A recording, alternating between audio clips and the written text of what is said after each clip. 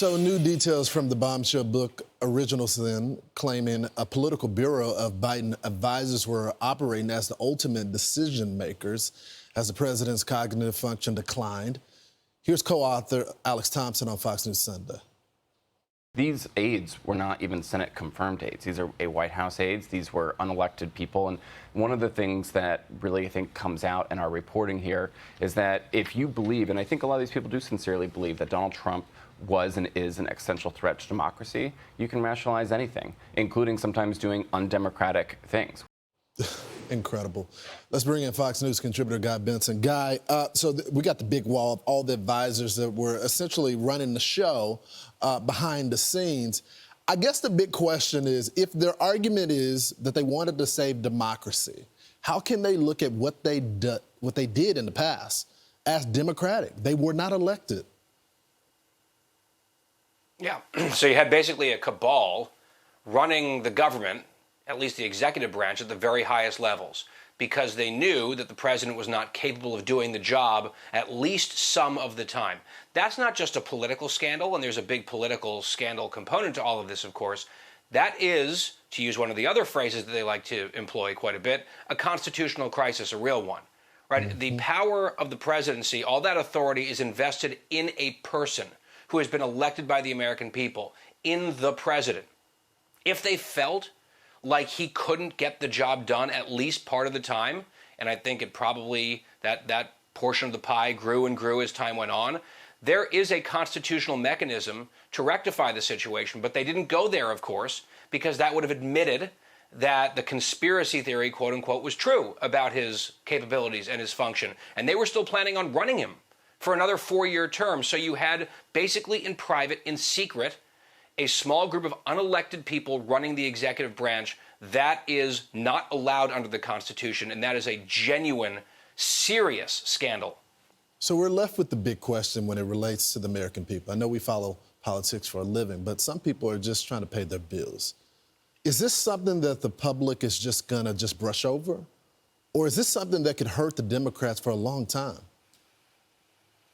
Good question. I think events will probably play a role in that.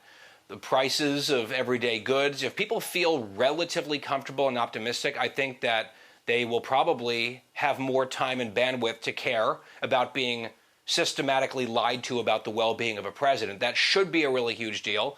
If people feel like their lives aren't getting better or maybe getting worse or what have you, then the party that did all of that lying could, by default, benefit politically. That's sort of how the system works. But in my mind, regardless of the political facts on the ground in the months and years ahead, there should be a gigantic, at least a gigantic asterisk next to the credibility and the truthfulness of anyone who was in on this cover-up, and it was a lot of them.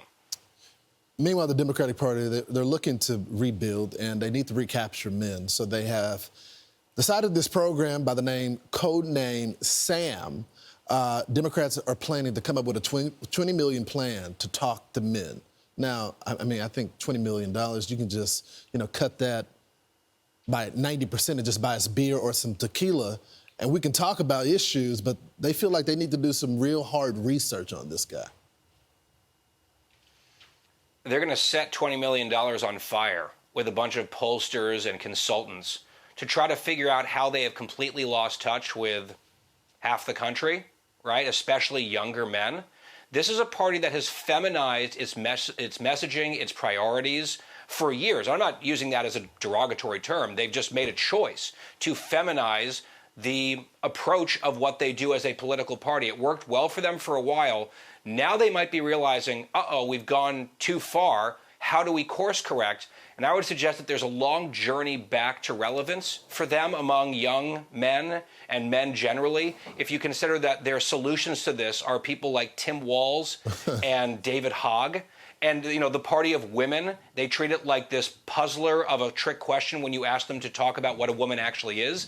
They have gone deep down the rabbit hole on gender politics, and I'm not sure a $20 million research project is going to pull them back from that abyss. Yeah, they know how to set cash on fire, that's for sure. We saw that with the Kamala Harris campaign as well. They had all the money, and it just did not work because they don't know how to connect with the people. It's not a money thing. It's a connection thing. Guy, great analysis. Thanks for joining the program this morning.